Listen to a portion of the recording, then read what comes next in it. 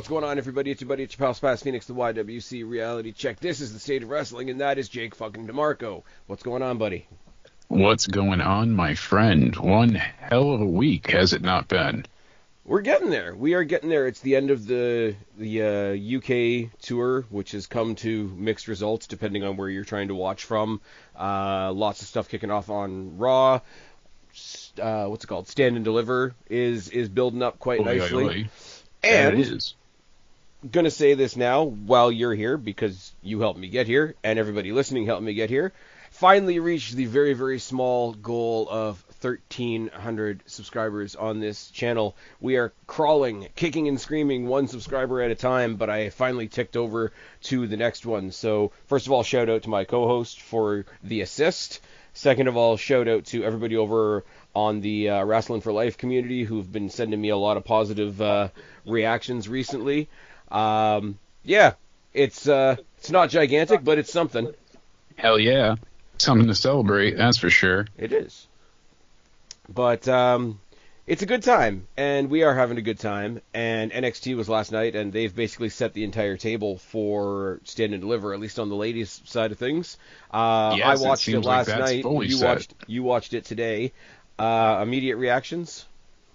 Yeah, I love the way... I wish they went into it a little bit more, but they could have said with Stephanie, like, I can't defend the title every week. They kind of tried to get there a bit, but it wasn't the best because you go from 1 week to her having it, defending it twice to the next week now she's just letting it go. Like, I get it, but I wish there was more of, like, a instigator to that. I think it was a better version of what they did with Keith Lee a while ago, because people are saying, oh, they just did the Keith Lee thing again. I don't think they did. Because with Keith Lee, they had to turn on a dime. They said, oh, it would be great if, we could see who's the best champion of them all. And then it's like, oh, this isn't so great. You've got two belts now. Let's just take one of them away. I like the fact, the way they played it off in this scenario, or at least this is the way I interpreted it. Stephanie realized that, yeah, she definitely couldn't carry the weight of two belts, but she used her cachet as champion to say, yeah, okay, I'll relinquish the lower belt. Hey, boss. Exactly. Hey, boss, Ava. In return for this, you're going to let me pick my own opponent for Stand and Deliver, oi, oi, oi, which is clearly going to be Jordynne Grace, but Jordynne Grace is going to beat the shit out of Jada Parker. But they got to get there first. And then they said they're going to do it the same way they did it to announce it in the first place when the title was first initiated in a 6-woman ladder match at Stand and Deliver, oi, oi, oi. Can't wait for that. So we know essentially, a few of the participants so far. We'll get the rest as the weeks go on. And I mean, like, we said it, going all the way through yesterday, you and me shooting the shit, leading up to NXT time. What are they doing on this show? There's only one match announced and one face-to-face announced and all that kind of thing. And it says something when you can pull off Zarya versus Lash Legend and Roxanne Perez versus Kalani Jordan because we can. Yeah, just because we feel like it, really. There's been some weird character stuff with Kalani Jordan, but Kalani Jordan was one we kind of latched onto right away, right from the breakout tournament. She's doing awesome. Yeah, her and Roxanne, both former champions, so I feel like that should have been hyped up a bit more, but I get what they're going for. I do, but I think it's sort of done on the quiet that she got what they're going to present as an upset victory over Roxanne Perez, because former mid-card champion versus former main champion. Former mid-card champion got a win or a leg up or whatever. Roxanne Perez doesn't need to be in a title picture. Like, no. we know she's going up. We don't need to have her go put over Stephanie again. I don't think that needs to be a thing. I think they're going to loop her and Bayley into something on one of the shows anyways, so this was a really cool way to go. It's kind of a bummer with Kalani Jordan because she was the first women's North American champion, and there was a lot of momentum behind her, and you thought that when she lost it, she'd be moving up into that upper echelon, but then the upper echelon got really crowded. So what they've done in putting her into this awesome match, the awesome match that they won last time they had this awesome match, is they've sort of solidified, no, she's still here for now. But Zarya being in there, awesome. She's going to chuck people around. Yeah. And we got Zarya's more amazing. She's a good powerhouse. She's a good one to win it. as well, but I think they're going to so. keep her more of a tag team player with Sol Ruca. We'll see what happens, but Sol Ruca's got a qualifier. So no tag team match for them. You know, it's stand and deliver, since you think they're both going to be participants. I really don't know what they're doing with the women's tag titles. There's still the rumors. No, I was hoping, Sol and Zari would be the two that would be, going for the titles, but now it seems like they're both going to be in this women's women's ladder match. I was being selfish with that as well, because I thought if you let them go for those titles, it would be an excuse to put those titles on Stand and Deliver rather than WrestleMania. But It looks like the other rumor is more true, of Alexa eventually reconnecting with the Wyatt Six, maybe on the go home even. Like, that's been speculated. Yeah, with her and Nikki going for the tag titles. The night before WrestleMania, Alexa Bliss shows up with Nikki Cross and says, "Oh yeah, by the way, we're fighting for the titles. See you tomorrow night." Like, there's almost like a little bit of like ballsy attitude with that, but at the same time, I'd like to have time to look forward to it as well. Exactly, and also because Raquel, you figure she's only had her, number one contendership kind of hanging over things too. So for her to have the tag titles with Liv is a little odd still, you know what I mean? So it's a precarious situation. It doesn't work when you go for another title, but it's also just a bit confusing at times. So I don't mind Liv and Raquel as champions. Liv is awesome. Some people are still in denial, but that's their problem. I really do. I'll double down on what I said a couple of weeks ago. Raquel Rodriguez is not one of my favorite people on the roster, not gonna lie. So you kind of figure if she hadn't locked into this tag team with Liv, she wouldn't be doing anything. Yes, usually. And I don't want to put her down. I don't want to be downplaying, like, A, her talent, B, the stuff that she's been through in the past little while, since she's been very, very open about that. But, I mean, yes. I don't think she'd be... what would Raquel Rodriguez on her own, what would she be doing? Like, she'd be having, like, you're big, I'm big, let's have a matches with Jade Cargill. But, I mean, Jade Cargill's going to face Naomi, and that's apparently the new cinema. Shoot me in the face. But... doesn't feel like a great Mania match in either scenario, Jade Cargill could be doing such better things. I have an additional topic to talk about later on. And Lyra, and obviously the way that's turning out. So, I feel like they could have had a better opponent than Raquel, but yeah, so be it. They're 1-1 with those mid card titles right now, because Lyra's finding her feet, if I want to be nice about it. But Chelsea Green's killing it. And she is. The secret Hervis. Yeah, she's been defending the title everywhere. If she gets pinned, she takes on the person that pinned her and kind of goes from there. So I really do hope, because it seems like they're trying to put new steam behind Zelina Vega as a solo act. I really hope they keep up with that, because it feels like another one. I like Zelina Vega. She's just one of those people that just, like, has my attention. But, like, yes, in a good way. Yeah, certainly. The support behind, like, she doesn't feel stop-start. The support behind her feels very stop-start, and it's very cool, obviously. Yeah, for her to it was be one of those, like, oh, we're in Puerto Rico, we're going to give her attention, and then nothing past then for a long time. And it was like, well, and she had a really cool thing with the LWO. Because that's what I'm saying, yeah. And when they did the whole thing in Puerto Rico for Backlash, yeah, that was like the only time that you saw her. People really are upset. Kind of matter. People are upset that Backlash isn't an international show this year. There's enough shows alternating and going between. I think it's okay. Yeah. But no, like, her being with the LWO was obviously pretty cool. I mean, look at the people that she got to work with, Dragon Lee, Rey Mysterio, the ones on the other side of the fence with, like, Santos Escobar and the new Legado and the guys from the old Legado. Really, really talented group of people, but how often was she just, like, the chick standing in the background, which is not cool for anybody. Yeah, exactly. So I really hope they do something with this. It seemed like there was a rumor for a little while that, like, her and Lash and Jakara were going to, like, basically take on Chelsea and her two goons, but that seems to have shifted over to Caden Carter and Katana Chance instead. Yeah, because Lash and Jakara disappeared. Lash and Jakara are doing TNA stuff, which is also awesome. Like, I think they're taking on, it might even be this week, I think they're taking on Spitfire, which is awesome. I would love to see Spitfire. See who the number one contenders are going to be after Gigi and Tatum lost their chance, but fed her cake, Yeah. there's a lot of WWE in that TNA match. There Like, is. you know what I would love to see? You mentioned it, right? And we have to imagine that this is the first WrestleMania season where there's been, like, interspersed NXT and TNA. Like, is there going to be some NXT people at Unbreakable the 2 nights before? Is there going to be TNA participation on Stand and Deliver Oi Oi Oi? Like, do Zaruka go for the TNA tag titles on the WWE show?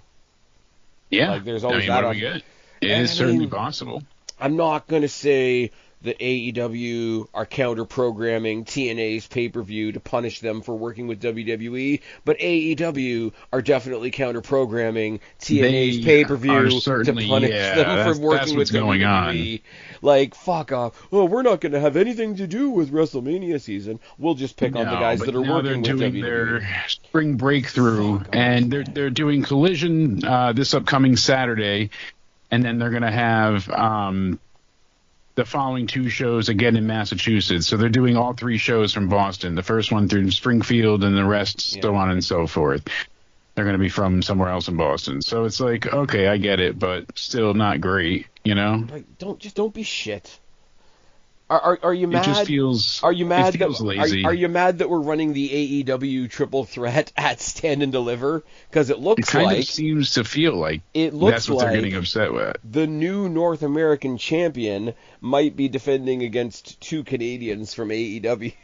Yeah, and I love the story that they're telling here. It's like, old foes. They're touching on old things. I hope they ball up and actually do it. I hope for once WWE is as petty as they always get accused of being. Just do Saints versus Spears versus Page at Stand and Deliver. No doubt about it. Like, they need They need to do that.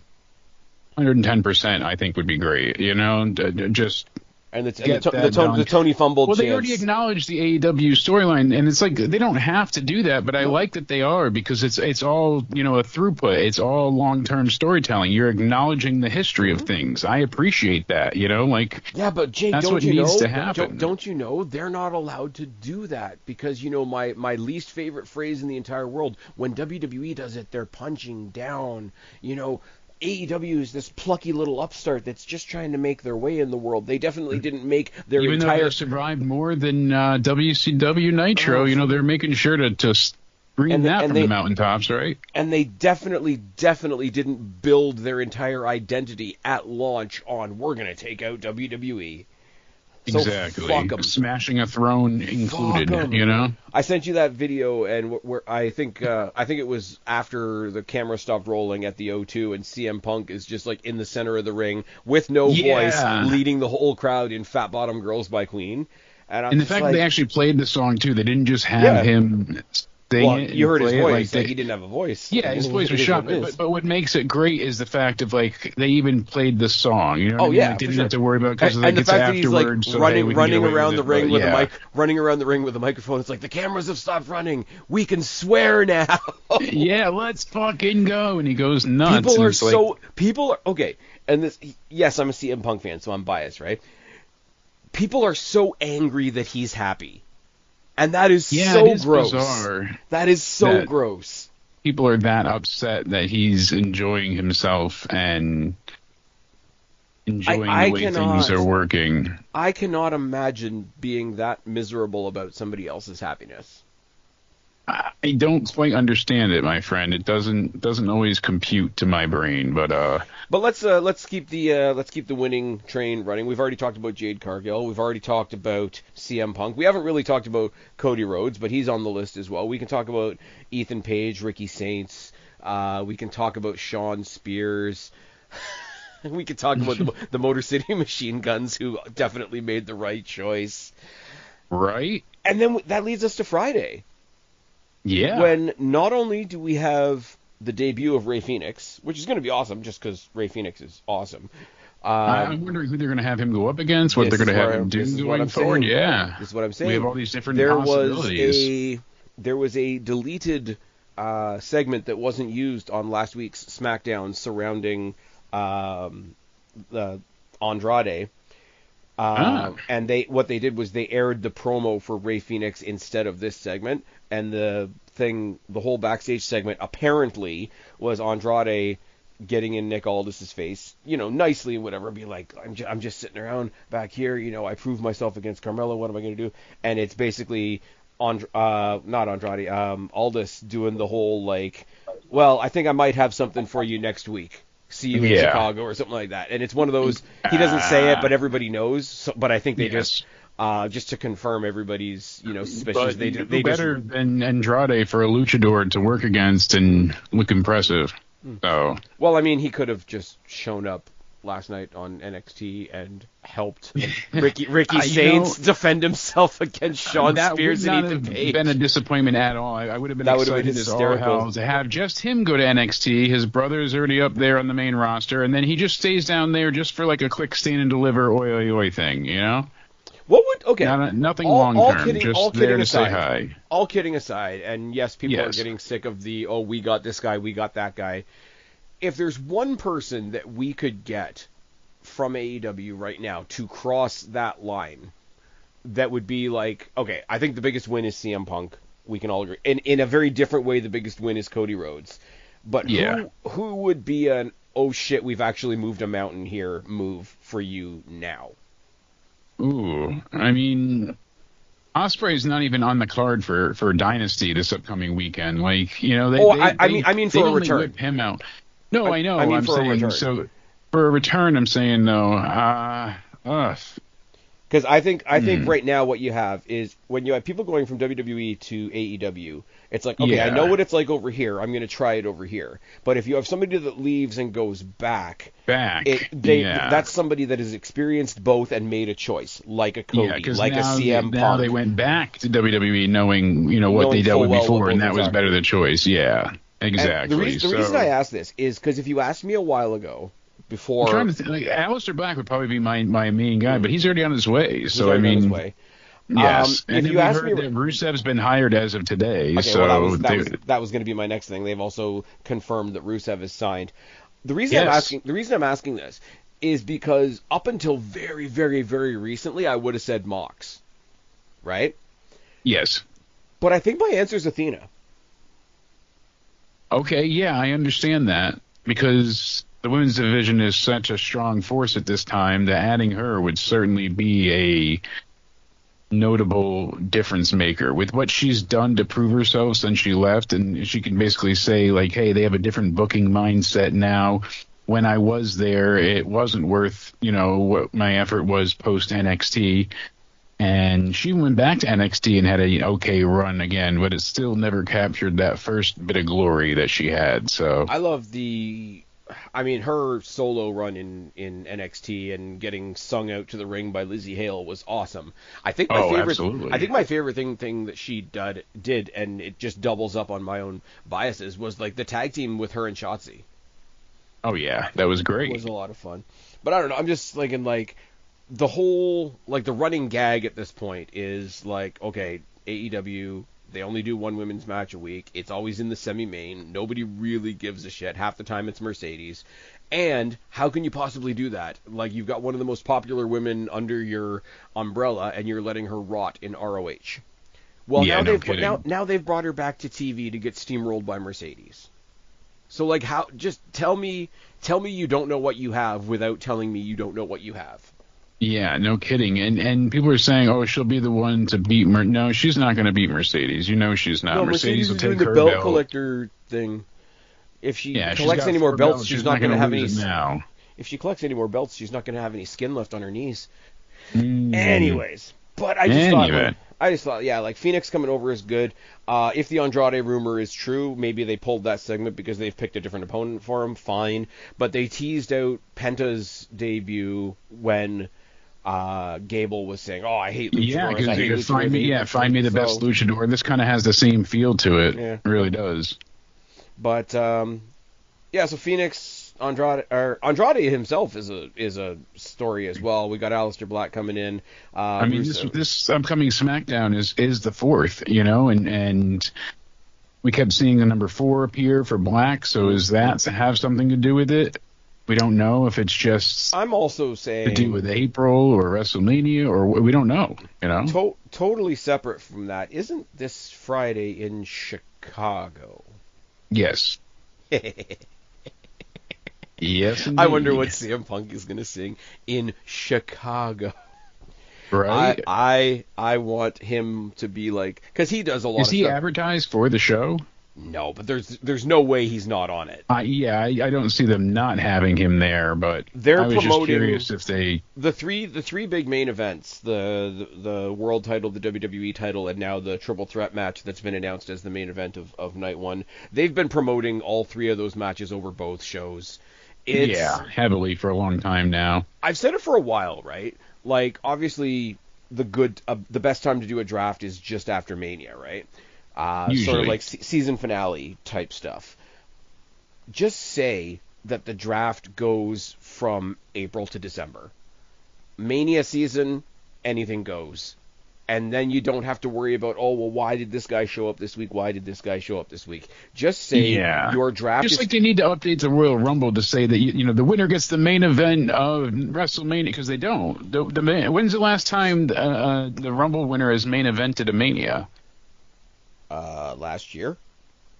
And that was, you know what I mean? It's been quite Sorry, a while. I hear you're making a perfectly valid point, and I just stepped on it. I was being a wise ass, but I'm glad you got that. But I hear everybody saying on Twitter, when's the last time the Mania winner defended? And I'm like, what happened to last year, guys? No one remembers that Cody Rhodes was a thing? Here's the bigger point. But neither one is this year, and everybody's focused on that. So I don't. Well, here's the thing. Never hung up on that. It has to main event, but you get a title match guaranteed. That's all I need to say. I would have that argument with people, but the argument that's happening this year is for the women's title match that wasn't decided by the Royal Rumble because people don't like Charlotte Flair. People are only pulling for the women's world title match this year because Bianca's in it. I have a Bianca topic for us later, but it's just they're picking whoever they want. Everyone's like, this and that. The world. No, Rhea Ripley should have main evented the year that she won the Rumble. That went to Sami and KO and the Usos, which was an entirely different ground-shifting thing. WWE had never, up until that point, let the tag team titles main event a pay-per-view, let alone a WrestleMania. So it's like, okay, but which year after year after year, which cause are we going after? Like exactly that year. That year's a tag team thing. We didn't have the tag team division. Well, now we got, and it's the same thing always. Like you said, it's very disingenuous because people want these certain things, but do they really? Yep. And like that was my point. People forgot that Cody won last year, but they're online complaining because neither winner is main eventing this year. But here's the point. Punk got it. He doesn't deserve it. Well, Triple H said if you have the better story. Yep. Which is how it should be. Like it didn't end up being once in a lifetime, but when Cena Rock 1 happened, that was the biggest match they had. Like I don't care what else you have on the card. And there's people that I like on that card. But who was the Rumble winner that year? I forget. It wasn't. Was that Brian? No. I don't know. Maybe.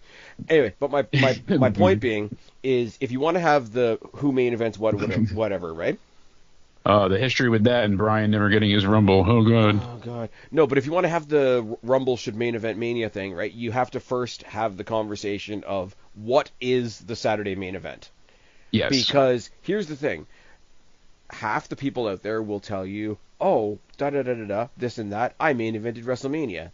They make the point of, Bianca and Sasha, they broke the glass ceiling by main eventing WrestleMania. It's like, well, no, that glass ceiling was already broken by Charlotte, Becky, and Ronda. You just don't like them. But also, don't tell me they main evented WrestleMania. That's the point.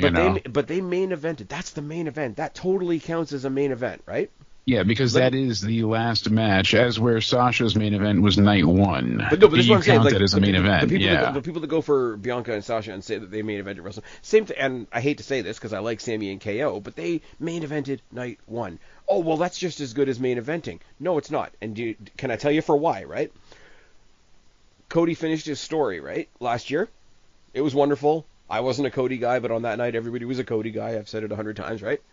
Yeah. Does that match hit as hard if he finishes the story on Saturday? No. Well, see, that's also a hard thing to say, though, because you needed to split that up between the two nights because of the Okay, night one leading to night two. Say there was no. But if there wasn't a night one, I don't think it would have ruined it to have that not close out Mania. I don't know, because there is the Avengers Endgame aspect of it that you're having where you're like, all right, am I closing? I don't know. Maybe it wouldn't have been as impactful. I'd like to say no, because we've had like Kofi Mania and shit like that started, and that wasn't the main event, but that was very impactful. That was also on the Mania that everybody complained about being like 5, 6, 7 hours long. It was too long still, I think that that's what kind of killed the last bit of the Manias. The problem with that Mania is that's the Mania that everybody uses as the reason. That's 35, right? I think so. You'd have a better memory than me. I think it's 35, because that's the one where Bryan's the heel. Yeah, that's the one that everybody complains about. That's the one that everybody hangs their hat on when they said WrestleManias are too long, right? So that whole show, although it had several awesome moments, because it had the Seth moment, it had the Kofi moment, and it had the Becky moment, all on one show, right? Yes. So despite all the good that happens on that show, it gets held up as the example of what's wrong. So everybody that succeeded on that show gets painted with a negative brush, which is really shit. But I'm just saying, like, the main event of WrestleMania is the last match. When there is no more WrestleMania to be had, then you've main evented WrestleMania. Okay, I appreciate I'm just that. Saying, I can totally understand that and respect that. People have turned it into such a muddy conversation. Well, you main evented night. Well, you didn't then, did you? See, I can understand the two nights because you're still ending the night. The show doesn't continue to the next day, so you are closing out the first night. And just because there's two nights, you still closed out. And what is the main event? It's the last thing that went on. So that's my point, though, right? Like this year, we have technically the last. We have WrestleMania 41, right? So when CM Punk wins that triple threat match, side note, he's winning that triple threat match. He has to be, yeah. There is still more WrestleMania to go, which is why I wish they hadn't used this to say, to say CM Punk finally got his WrestleMania main event. Did he, though? That's what I've been saying, and especially because it's not for the title. It's not off a Rumble win. It's not off the Chamber. It's not unless the titles. Unless everybody's going with this, the favor. Unless. And this is what they should do, for the record, unless the favor is, in the last minute, they throw the stipulation in there, winner of this gets added to the Cody Cena match at the end of night 2. Then I can see that, because what's the point of having that match end night 1 if not doing something? I get it, but... Because I don't know, but to not have that announced longer, to not build to that, I think that's the problem that I'm having. I think that's one of the few examples where you could play it off as nobody expected that. The only ones that knew that was going to be a thing were Punk and Heyman, and Rollins is sideswiped by it at the last second. Roman feels betrayed because it's his guy, all that kind of thing. And here's where I think you should, if you're not going to do that, then you need to swap the main events. Because what did they do last year, right? You need to have Endgame, you need to have Infinity War before you have Endgame, right? The end of Infinity War is terrible. Half the world dies. Exactly, and you're going to have Cena possibly beating Cody, which is the only right thing to do, I think. Here's my point, though, right? Yeah. So, you want to end it on a sour note or a good note? That's what I'm saying. Have Cena beat Cody, and I'm fine with it. I think he's doing cool shit. We're gonna probably do an entire pod at some point on Cena's heel turn because I think it's awesome. But I like it. I expected more, and I think I have to be a bit more patient with it. But still, yeah, fair. No, some of it is dragged. Like you can't get around that. But when they got to it, it was good. My point being, it's delivered, but. Have it mirror, Star Wars 2 ends on a sour note. Friggin' Infinity War ends on a sour note. Last year at WrestleMania, the babyfaces lost the tag match. Ended on a sour note. Victory the next night. So what you do, even if there's not a stipulation in place, right? Because WrestleMania is the end of the year, but it's also the setting off of the new year, right? Yes. Cena's won the title. That's your fresh start point. Cena's won the title. He's taking it home. He's going to go put it in his fridge or whatever the fuck he said in West Newbury, Mass, right? He's oh my running God. away with it. They've taken it, all the symbolism, all the whatever you want to call it. He's taken it from us. We don't have it anymore. We need an Avenger. We need a Revenger. We need somebody who's going to go into the rest of 2025 and get that back for us. Yeah. You cap off night 2 with CM Punk going to war with his old enemy, who's basically doing what he did in Chicago. And you pull off the entire role reversal. You get him out there calling him a hypocrite. You get every CM Punk. I think promo. we're going to get that, just not until after Mania. I think they're this holding on to that. This sets off everything afterwards. What you do on the night is you have CM Punk end the night with his head held high. You end all of WrestleMania with CM Punk held high. Yeah, fictionally speaking, we're in a dark place right now. Cena's taken wrestling from us.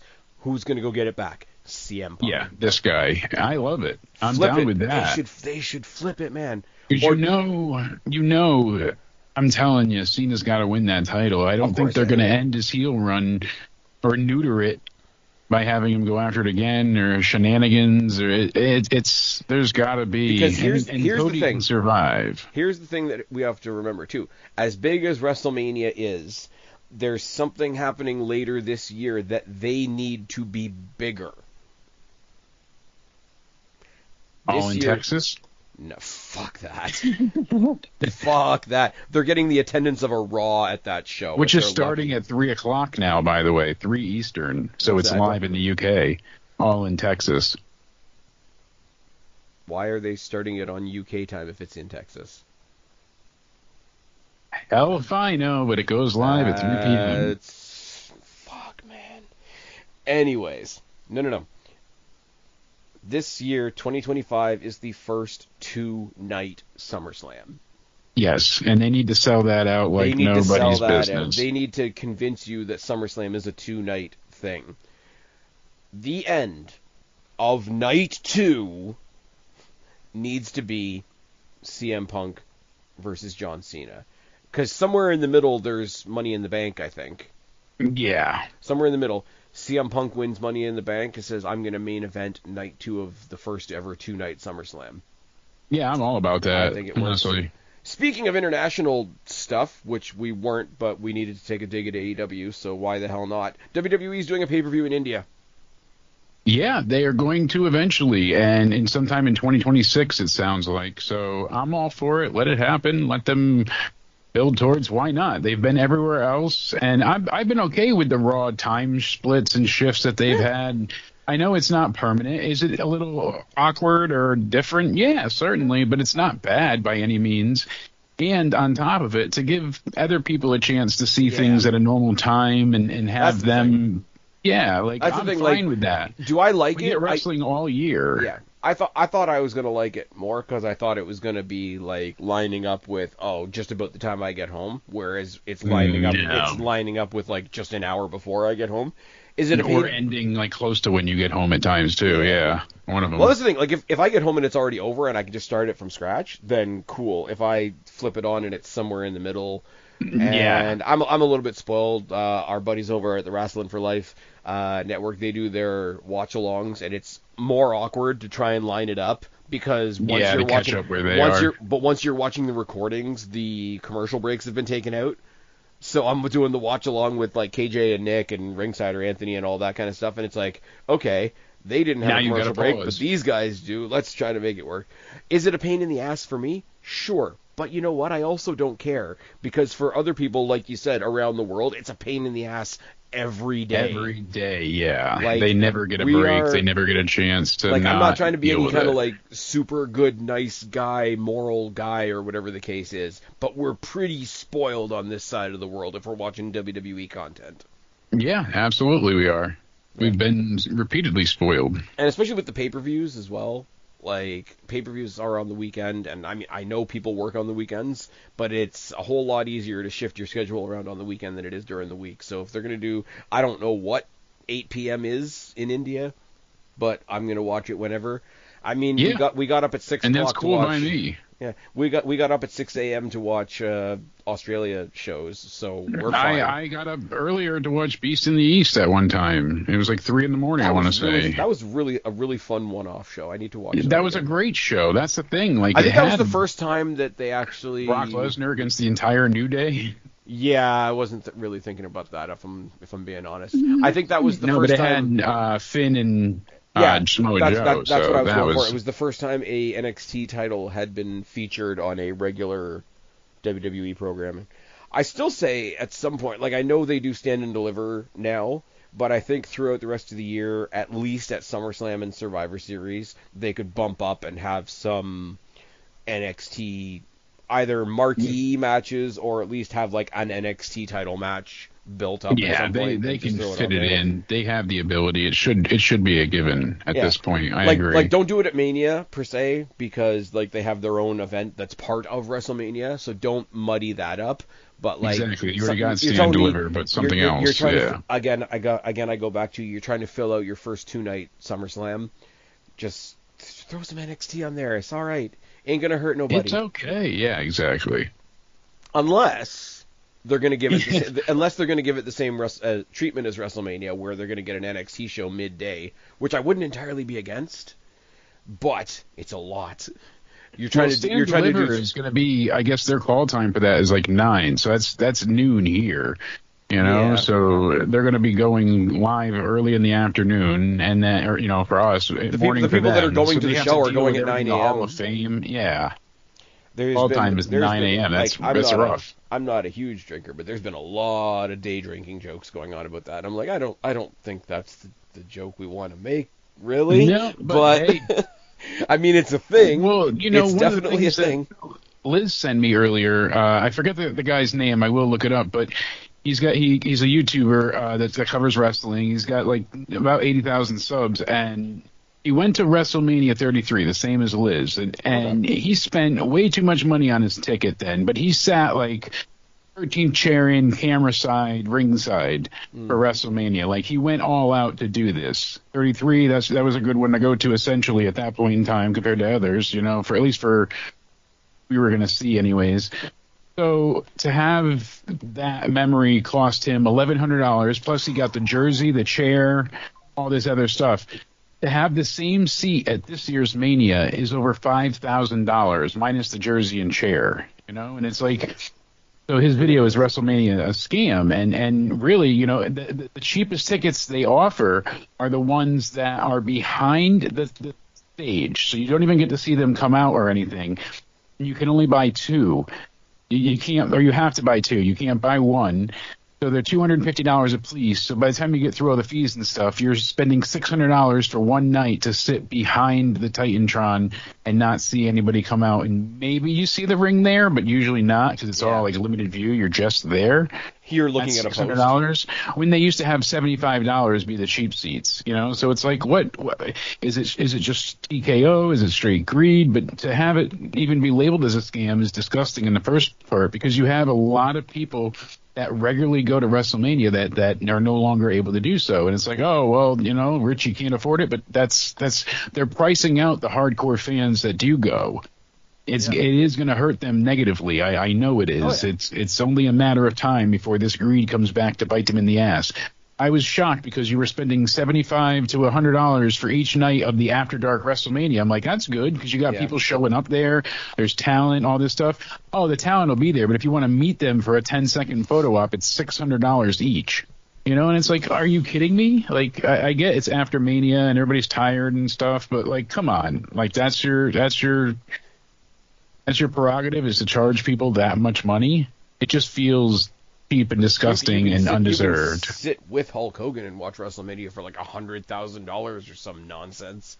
Well, it's $6,900 now. The meme, it was originally $10,000 US, which is insane to even charge that much. And from there, they went ahead and lowered it to about $7,000, now $6,000 because no one's buying it. Go figure. But yeah, not a great, you know, not a great time for the Hulkster. Nah. Let me tell you something, man. WWE guy over here, NXT guy over here, right? The tickets are fucking insane. And it's only underscored by the fact of, like, look at I mean, I went to Chamber. It wasn't cheap. I went to the SmackDown before Chamber. It was reasonable. Coming up, I'm going to... Reasonable, but a lot of the shows aren't becoming anymore. And you went to Chamber, but think about the prices you used to pay for what you paid for Chamber even. Like, there is a massive difference happening. I paid more for Chamber than I paid for WrestleMania when it was in the same building. Exactly, and I know there's a time difference between. There's a thing of like 23 years. Like you do. I we, get we that, are but we are when we you are adjust for being inflation, critical. Yeah, there's still a huge difference there. There's a difference that doesn't seemingly need to be met that they're making. But I'm just going to give you two examples, right? Like I'm going to Maple Leaf Pro. Yes. When they come to Toronto for Northern Rising, which is the name of their next show. And it's actually at the old Maple Leaf Gardens, which is awesome. I'm also going to TNA Under Siege and the set of tapings. All the tapings for that, yeah. Day after. Both of that double ticket for TNA and the ticket for MLP, both of them were under $70. Yeah, see? And one of them's a two-event thing. Be. So, like, I'm going to TNA and I'm watching the pay-per-view and I'm watching however many shows they tape after that for, like, under 70. Yeah. I'm going to Maple Leaf Pro. It's going to be a lot of fun. There's a lot of weird people on there. Friggin', what is it? Cardona's on there. Bishop Dyer's on there. Jinder Mahal. I should say Raj Desi. Now, Giselle Shaw is facing somebody. I think it's Tasha Steelz. I think Josh Alexander is going to be there again. Obviously, Scott D'Amore because he kind of runs the place. PCO, even though he's persona non grata with TNA anymore. Yeah, but hey, it works. But like, it's kind of a mishmash of everybody, and like they have connections with AEW as well. So who knows who I'm going to see? But at the same time, I'm going to a TNA show, and who knows who I'm going to see from NXT there as well, right? For both of those to be under 60, and for the fact that I paid nearly $200 for my Chamber ticket, it's a different scale, and you shouldn't compare them, but I am. Like, for the MLP show, I'm on the floor. Exactly, like you're not. I'm on the floor of Maple Leaf Gardens. Exactly, you're sitting in great spots both times. It's going to be a lot of fun. And I'm going to talk about to that more as we get some matches announced. Obviously, TNA more so because it's a TV product has Unbreakable to get out of the way first. But if you remember that weekend as well, that weekend that I am going to the TNA pay-per-view and then the tapings the next day, and then there's also Saturday night's main event that same weekend, and then there's also NXT's next show and Double or Nothing on the Sunday. There's so much wrestling on that one weekend in May. It's ridiculous. Exactly. And I'm going to be there for some of it. And I'm even going to miss Saturday night's main event.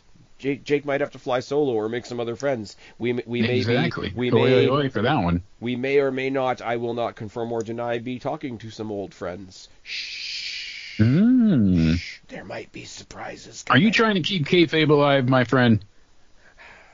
Hey, seems like you are. Everything's okay. Senor. It is. Everything is okay, senor. You're very handsome with that response. I do indeed.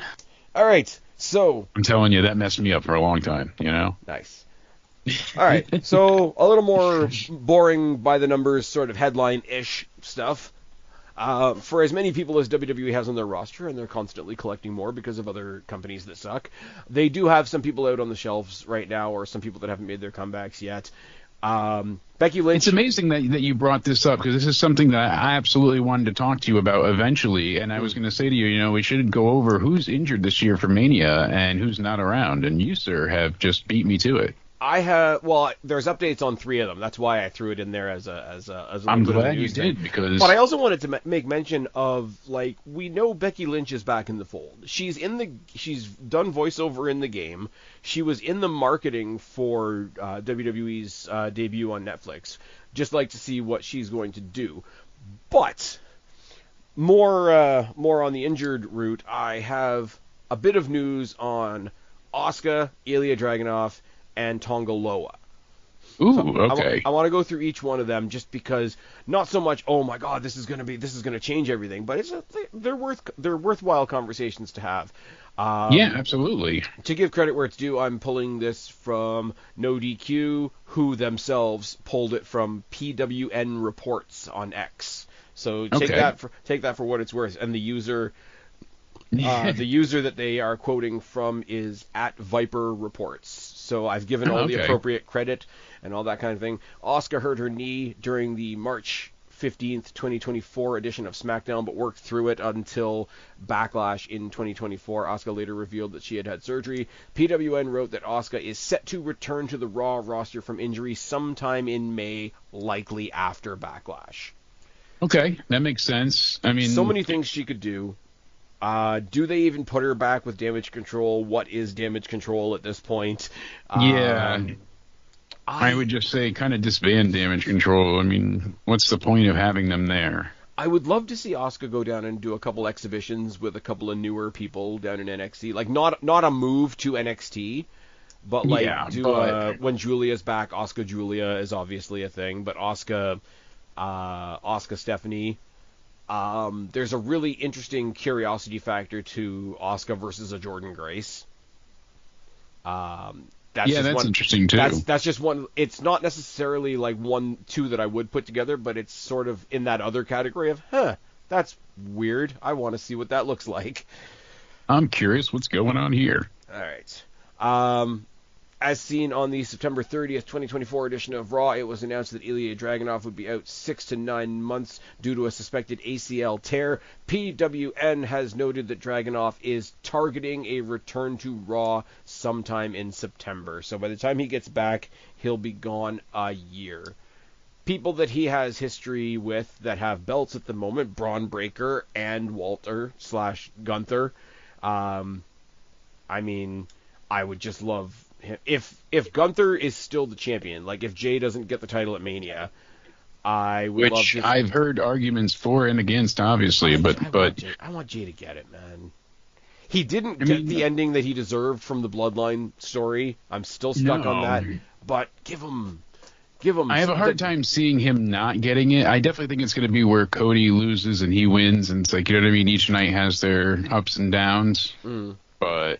I also think Stratton. But if you take off that like absolute upper stratosphere of like your CM Punks and your Cody Rhodeses, who is more over in WWE in 2025 than Jey Uso?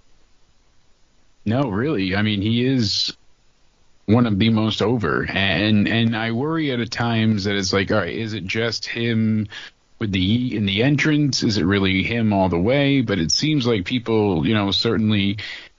They enjoy him all around. So, you know what, man? Like, and this is one of those things that makes you a bad wrestling fan. If it's just an entrance and a yeet and people want to cheer with him and kids want to high five him and wear the friggin' sunglasses, there's a space for that, and there's a time for that, and there's a time for that to be on top. Yeah. John Cena was on top for 10 years, and he ain't putting off, 5 stars in the Tokyo Dome, brother. No, certainly not. Like, him winning, him beating Gunther, and people's only argument being, yeah, but, like, he's not Gunther. Look at Gunther. I'm like, yeah, that's the point. Sometimes you need a Gunther, and sometimes you need somebody to come along that's not a Gunther, so that when Gunther gets his way back up, you can say, holy shit, it's a Gunther. Exactly. Like, we need that. Ebbs and flows. Like, don't watch a Mick Foley match expecting a Bret Hart match. Don't watch... Yeah, no doubt about it. Don't watch a Batista match expecting an Eddie Guerrero match. And I'm not disrespecting any of these people. I mean, Sasha Banks is out there disrespecting the memory of Eddie Guerrero every single fucking day, but I'm not. You're not. I'm an asshole. It's fine. You're not, though. But it's just like, yeah, but he's not this thing that I like. Okay, that means it's somebody else's turn. Exactly. That means it's somebody else's turn. God damn it. Sometimes it needs to be somebody else's turn. One day, I want to see a belt on Shotzi. Yeah, it ain't happening absolutely. right now. So right now it's somebody else's turn. Right now is not the time. Exactly. Right now, we're pretending that it should be on Bianca. Anyways, I'm going to get to that in a second. Tongaloa, torn bicep, 2024 at the Survivor Series PLE and underwent surgery. According to PWN, Tongaloa looks to return to SmackDown sometime in June. Okay. Here's the thing. That makes sense. Here's the thing, and this is more for me personally, because I know a lot of people out there, a lot of people listening to us are probably more familiar with the Guerrillas of Destiny than I am. I need Tongaloa to come back because I need to know what that tag team looks like. Yeah, I haven't experienced previously with New Japan and I like Tama Tonga for as much as I see him. He's the third wheel in the Solo Jacob thing. So he goes from being this guy's sidekick to being that guy's sidekick to being this guy's sidekick to being that guy's sidekick. And it's like, so you got Tongaloa who's hurting, who's not doing anything right now. Rightfully so. Go get yourself fixed up, get right. But you've got Tama Tonga who's here and not doing anything, which is exactly worse. That's the problem. Which is worse. So I want to see that tag team. I want to see, because at least we've seen Solo and Fatu weekly continue to do stuff. Oh, yeah. But and I mean, yeah, they have like 6-man tags and stuff like that, and Tama Tonga gets in there and does stuff and makes his noises and whatever. Every now and again, but rarely. But it seems like he's been less used. And yeah, you know what it reminds me of? It reminds me of when Dakota Kai wasn't cleared, but they wanted her to be out there with Damage Control. Yeah, and she was just there, and there'd be a beatdown, and it's like, oh well, let's beat down everybody else, but Dakota's gonna stand over there while we. It's awkward. We're gonna leave her there waiting, and it's not anything that he's doing or not doing. It's just the whole situation is kind of awkward. Like I wish he would kind of like tell the, like, you know, when you got two friends that are fighting each other, and you're like, all right, you're both being idiots, I'm gonna fuck off. I wish you would do that rather than just sort of standing by and. He's a spectator. He's a wrestler in the ring being a spectator to the wrestling in the ring. So I'm waiting for Tongaloa to come back. I'm waiting. Much as I say it, like, just dissolve the Bloodline thing entirely. The Bloodline, the original Bloodline did what it was set out to do. It made Roman like an S-tier superstar. Deity. Yeah, pretty much. But it made main event Jey Uso into Jey Uso. By virtue of the fact that he was left behind by Jay, Jimmy has become his own guy in a very, very different way that's a little bit more fun. As he's bleeding all over the place. Oh, fuck that, yeah. And I love the way they came back in commercial break and then did the attack, and then he took the cuffs from the security guards. Like, it wasn't a plan. He just took advantage of the security. Smart. He didn't have handcuffs already on him. It wasn't a plan. He just had an opportunity to fuck him over, and he was like, guess what? And the people that like to watch emo cowboys burn down houses thought that Jey Uso watching his brother get beaten down in front of his face was too melodramatic. Right? Sad for them. Unimportant. And I would say, like, I don't know whether I want to say this or not, because he was already, like, mega over with everybody. But, like, Bloodline did elevate Sami Zayn. It elevated everybody that was a part of it, essentially. I mean, one way or another. Sammy's a weird one, because Sammy's a guy that didn't need elevating, that got elevated anyway. Do you know what I mean? Like, he was already seen as a main eventer. He was already seen as a, why isn't this guy your champion guy kind of idea, yeah. And so you figure he's already up there in his spot, and he found a different lane, and then he's gone on. And the way the Bloodline story has gone and affected everybody else, it's why Drew McIntyre is mad at Damian Priest. It's why Sammy and KO are mad at each other. It's why KO and Cody were mad at each other. So the lore of the Bloodline still exists as like its own thing, but like Jimmy's doing his own thing, and Jay's doing his own thing, and Roman's story going into WrestleMania is a Shield story, not a Bloodline story. Yeah, it really was. Which is awesome, because it was like, it's a Shield story plus CM Punk. Well, who brought in the Shield in, kayfabe-wise? Yeah, it was Punk. He created these monsters, essentially. Yeah. Now, I think the best booked match, personally, for Mania right now has to be Drew and Priest, and I know I'm not alone for that. Just with how Drew's been and what they had happen to each other and how it elevated and just what we saw done, I think that's exactly what's been needed. So, see, I think you and I mentioned this in the last pod. I like this just as a match. Yeah. To me personally, they didn't have to put a whole lot of reason or rhyme into it. It's just, there's two guys I want to see beat the shit out of each other. And then they went out and made a reason anyway. And it's kind of brilliant the way they've sewn it all together, and it still ties back to Punk, which ties back to the Bloodline, which ties back to everything, right? I got glass in my eye. Yeah, exactly. Oh, you can't say anything about AEW and you're punching down in the derp. He's a real glass, but he got glass in his eye, Afterwards, they said he had something in his eye. It wasn't glass, but that was legit. It has to be an AEW thing. It can't just be like CM Punk is a spectator in his own world where somebody that he previously had a problem with just got his ass handed to him by somebody else, and he finds that amusing. It couldn't just be that. No, certainly not. God damn. But anyways, I think it's a good match for match's sake. I think it's the dark horse for like which match on the night is going to get people involved the most, because there's always that one match. It's like, that's going to be a good match, but it's not what we're talking about as we talk about the card. It's not the Punk match. It's not the Roman match. It's not the Cody match. It's not the big marquee, but it's that match over there in the corner that's happening. Important. But I'm going it the other way. I'm going at it as I think people are going to underestimate this match, and then it's going to kick all of our spectator asses on the night. Gotcha.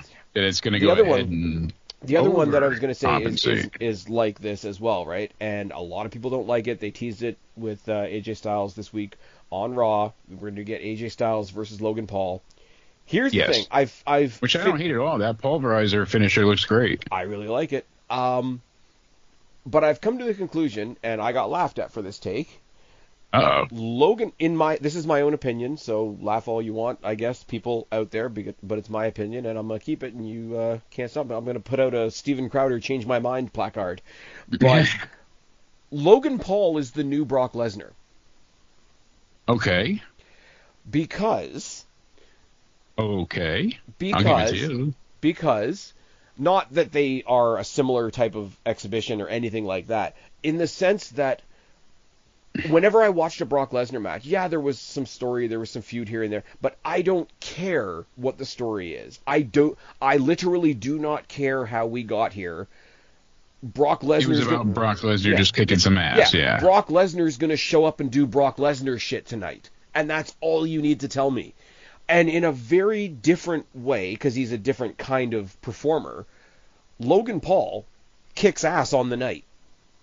Logan Paul is going to show up on the night, and he's going to do Logan Paul stuff. He's going to do a stupid selfie zip line on the way to the ring. He's going to have 3 or 4 celebrities come. He's going to have, what's his name, I Show Speed in the Prime bottle. He's going to do all the pomp and circumstance of the guy that's not a wrestler, but yet he has another wrestling match. Logan Paul is the new Brock Lesnar in the sense that I don't care how he gets to his matches. I do not care what his issue is with AJ Styles. I care that on the night, on the biggest spectacle of the year, this propaganda machine, this product, this social media figure is going to show up on the night and do Logan Paul things. And in that regard, he's the new Brock Lesnar. Delivers. Yeah, in that regard, he's the new Brock Lesnar because he is the new version of I just want to see Brock Lesnar do some Brock Lesnar stuff. Mm-hmm. And I thought that was... No, he really is the one that's just able to capitalize on the I'm going to do something crazy and it's going to be memorable and noteworthy and awesome. And just like Lesnar, you'd be like, oh my God, he ripped a car apart. Logan, oh my God, he went ahead and, and he's done some pretty incredible things so far. So what's that? He drove down to the ring in a tractor and lifted the ring. Well, it's Brock Lesnar. I guess he can do it. Exactly. I predict, and I know people hate this, I predict that at least for a short run, you're going to see the Paul brothers as tag team champions. I think we will see Jake in there because they're having their match where they're facing each other eventually. Right now, they're promoting their Netflix thing, so I think it will be a eventually type thing. Oh, what is it, Paul American? Something like that, yeah. Anyways, but I just thought they're not the same in any regard, right? Brock Lesnar and Paul and Logan Paul. I was about to say Brock Lesnar and Paul Heyman. They're definitely not the same. But Logan Paul and Brock Lesnar are not the same in what they do, but they're the same in the way that they grab my attention, and they don't need much to do it. If that makes any sense. Because, let's be real, Logan Paul fucks off until he's got a decent feud leading up to a big pay-per-view. Brock Lesnar kind of did the same thing. And consistently, yeah. And you can do that if you present yourself as a person where I don't really care how you get where you're going. I just want to see what you do when you get there. I guess that's the best way to put it. Anyways, no, I tossed that out in another chat the other night, and people found it very amusing. And then there was the typical pearl clutching of, oh my God, we can't talk about Brock Lesnar. Well, you can. It's a thing. Yeah. Oh my God. Even people still clutching their pearls about the whole, like, oh, Cody Rhodes brought up Vince. He didn't die. He's out there. People don't like that he's out there. People got Vince derangement syndrome. It's fine. But, like, oh, I can't believe you said this. Well, the people that are saying things that you can't believe are the people that made their name and made their living and made their mark by saying things that you can't believe.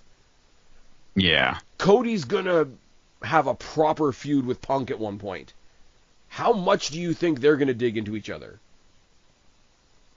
If this is going to happen. If this is what Cody can do with John Cena, who is making his way with this heel run, but has a history of, like, sort of falling all over the place in either direction with promos and how we get to places, what do you think is going to happen? Say SummerSlam. Say maybe this time next year, when it is Punk that won the Rumble, and he has the real main event at WrestleMania, and might be going after Cody, who might still have that title at that point. Yeah, exactly. Like, do you think anything's going to be off limits, realistically speaking? You went over to that other place and fell for a con man. Like, that shit's going to happen. I want CM Punk. CM Punk, if you play the video game, the new one, the 2K25, the whole storyline when you do your My Rise, whatever, is a trip where basically CM Punk and Bayley and Kevin Owens have taken the entire NXT roster and made them into a mob. Yeah. And I kind of want to see a mob in WWE that's like, you know, CM Punk, Ethan Page, Ricky Saints, Shawn Spears, Penta, FENIX, Black, Rusev, maybe FTR. Yeah, maybe. And it's so fucking good. It just keeps going. And he's going to grab a microphone and sing some more and actually be happy at work, and people are going to be angry about it because people are strange. Anyways, speaking of people being strange, we do have to talk about Bianca Belair. Yes. Not about Bianca Belair, but we have to talk about the topic of Bianca Belair. There are petitions on Twitter right now begging WWE or trying to force WWE to never go to the UK again because the entire UK is racist. And I thought this was a joke at first, but it's not. They're serious. Because they booed Bianca Belair, because Io Sky is moreover, because Rhea Ripley is moreover, because Bianca Belair cost them seeing the end of a title match on Raw. Yes, or because she's her. And it's just like people are allowed to boo. They booed her when they got in between Rhea and Io. People have wanted Io to be the champion for a long time. Everybody loves, Io Sky. What does Bianca come back from? Her friend just attacked her other friend, and she was not supposed to know this happened, so she looks like a terrible friend or an awful person. We talked there's about all these little elements to it, too. We talked about she should have been turned heel. We talked about something on the last pod that I thought was really, really okay and deep for a wrestling story, because you had Bianca coming from this traumatic place and Rhea coming from this different traumatic place, and they didn't really have an issue with each other, but they were both people that were done being fucked around, they were done being hurt, and they were just screaming at each other because they were both dealing with their own stuff.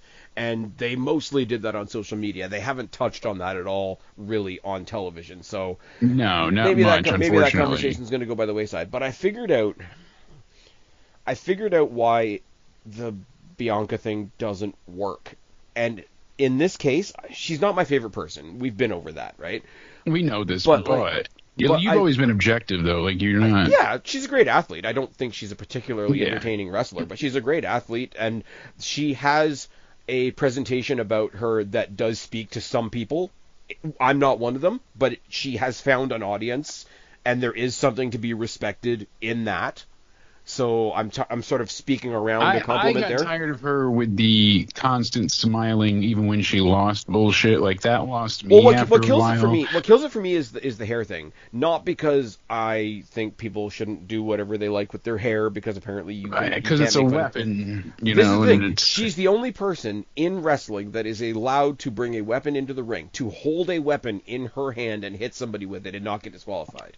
That's Exactly. been a long-standing thing for me, right? But I think the problem with her winning Elimination Chamber, and I had to come around to this because I had to first come around to the fact that the problem I have with her being in this match isn't a problem I have with her necessarily. And when you're talking about somebody I don't generally like, I have to sort of come around to that conclusion. The reason her being in this match doesn't work is because she had a story. And what they've done by having her win the Elimination Chamber, which is a valid way to get to a title match at WrestleMania, I'm not saying that, but they basically scooped her out of an established story that she was in and shoved her into a story that didn't need her. Yeah, basically. So you see what I mean by, like, my criticism of her isn't me criticizing her in this case. No. It's just It's the creative, yeah. because the story on SmackDown, as much as I hate to admit it, the story on SmackDown kind of needs her, because Naomi is cringy as hell. Yeah, Cringy as hell. Should be... Oh, the two best heel turns in all of wrestling history are John Cena and Naomi. Suck my fucking dick. Yeah, I don't know where people got off on that at all ever. I don't even think Cena's. I think what Cena's doing right now is fantastic, but I don't think it ranks up there with, like, Hogan turning on Savage and starting the NWO. I don't even think it touches on. When it first happened, I thought it could be. Yeah. It hasn't been what I thought it was going to be. They've done a lot of the problem with it is fans and that stuff. And the problem with John Cena's heel turn, and this is the part I'm giving them a lot of slack on this, because this is something that they can't really recover from. Like, by definition, they can't. When Rollins turned on the Shield, it broke up the Shield, and people liked the Shield. When Hogan turned on, what was it, Savage or whoever, I didn't actually watch that pay-per-view. When Hogan turned and finally, like, made the NWO. Yeah, right? well, he was a third man that they kept talking about. Yeah. So it was him turning on everybody. It was him turning on everybody, right? But it was like, no, those were the good guys. They were going to rally together and da-da-da-da, right? Yeah. The problem with John Cena's heel turn, and why it will never be booed in the Seth Rollins breaking up the Shield kind of way, is he was so bad at being a good guy that the only good thing he could do was turn bad. Yeah, because there was nothing left for him to do in his career at this point. But you turned heel, but ultimately people have been saying for decades that you should turn heel. So turning heel was the most babyface thing you could do. Exactly. And that's why I give Cena Cody a bit of a pass, because it'll never be a true heel turn, because people wanted it. Yeah, you're supposed to split up something like the New Day was never going to split up. Yeah, they were supposed to be together forever. So their heel turn was surprising and shocking, and that whole thing with Big E. But the follow-up has been disappointing. The very uniquely John Cena situation is the most heely thing he could do would be to stay babyface, and the most babyface thing he could do would be to give the crowd what they wanted, which was for him to turn to a bad guy. So he's going to get cheered for being a bad guy. So I don't think they can get out from under that. But if I sort of put that to one side, what they have managed to do in that frame is fantastic. Naomi came out, cut one really shitty crying promo in the ring that was so bad that the promo they played the following week was pre-taped so that they could make it look better. It was cut and edited. And people were like, oh, this is the best she's ever looked. I wonder why. But but it's one of those things where it's like, oh, I'm looking on the surface and it's like, oh, fuck, I don't want Bianca in the Rhea match because she's going to win. She's going to steamroll Rhea. That's my initial reaction. But then I step back and it's like, okay, put onto the shelf the fact that I don't personally like Rhea Ripley as a performer. It's not for me. It's for other people, but it's not for me. Mm-hmm. And I'm like, why does it actually not work? Because to get to where they are now, they gave away Rhea versus Io on weekly television. Yeah, Which for is no dumb, reason. Which is for dumb no as shit. reason. When Rhea Ripley versus Io Sky is a WrestleMania Could have been match. WrestleMania, yeah. That match could have been WrestleMania, where it should have been WrestleMania main event, not main event, but you know what I mean, been the main deal. Should have been that. the title match, yeah. Yeah, should have been the main focus, and so it's not. But it's how not they went just. With this, but it's not just confusing. But it's not just a typical like, hey, here's this match that I like, and somebody else is interfering. It's to get that interference, you had to pull her out of an already established story that she was in. So you had to say like you're saying WWE saying fuck you on both sides. Like to the people that are enjoying the Bianca and Naomi and Jade Cargill drama, like you've taken out a piece of that, and to the people that were looking forward to Rhea Ripley versus Io, you've sort of jagged a piece into there that didn't need to be there. So you failed twice. You've obviously failed somebody like me who doesn't give a shit about Bianca Belair, sorry. But you've also failed the Bianca Belair fans who were invested in that story. So even if because I really thought, like you said, it makes no sense for her not to know what Naomi attacked her, and they both should have wanted to get Jade out of the way. Like it doesn't make sense for just Naomi to have done it and to have done it that way. I mean, it also doesn't make sense that if she knew who attacked her, why did she not say anything for 3 months? Yeah, why did she wait? And that's what I'm saying. So it's terrible friends. Like, you didn't trust either of them. Oh, I couldn't trust Bianca. Well, why? If it was just Naomi, and how did you know? You saw other people walking away. Like, all this, it just, like you said, it left a lot to be desired, and then she was inserted elsewhere where she wasn't needed. It wasn't a story that made sense, but it was a story that firmly involved her. So you've given her a title match at WrestleMania, which is the ultimate end game. Let's be real for a second. But you've also left her this other story. So you've in a company where not everybody has anything to do, you've gone out of your way to make sure that Bianca Belair, of all people, has 2 or 3 things to do.